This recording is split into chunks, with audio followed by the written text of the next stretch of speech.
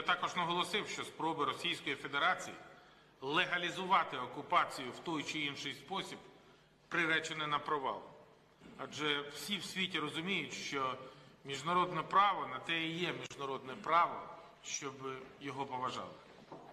Bugünkü görüşmeler sırasında Rusya Federasyonu'nun Kırım'ı işgalin herhangi bir yatırım alanlarında işbirliğimizi ele almışlardır.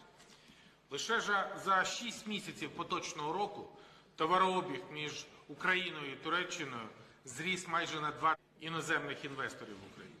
Türkiye, Ukrayna'nın 5 en büyük ticaret ortağı ve 10 en büyük yatırımcı arasında yer aldı.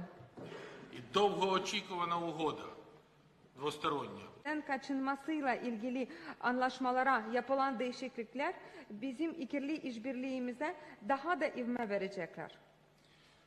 Важливо відзначити, що стратегічна